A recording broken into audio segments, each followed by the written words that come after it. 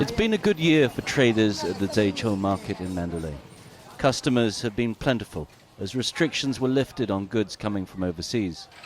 Gosso has been running his stall for 30 years, but recent changes have had a major impact on his business. Because of the changes in the last few years, we now get fresh fish from different countries and dry it here. I like this very much, and it means we can make many more products. Elsewhere in Mandalay, the signs of growth are all the more apparent.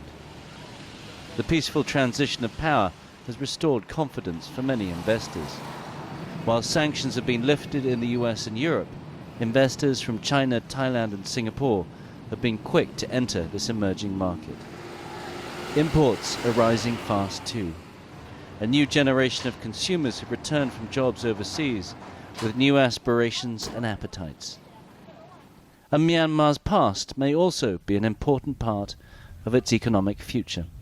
With the change in government, most countries have now lifted travel advisories that suggested in the past that tourists didn't visit Myanmar. And now hundreds of thousands of tourists are flocking every year to places like this, the thousands of pagodas at Bagan.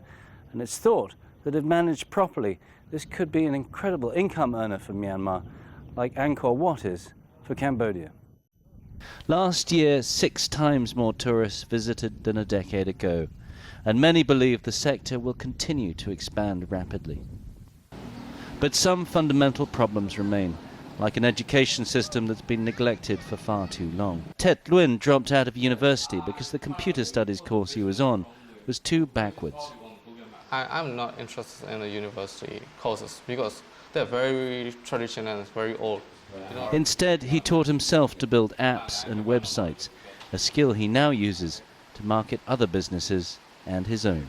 When we started our business, most of the business owners didn't understand the value of having a website or having an application.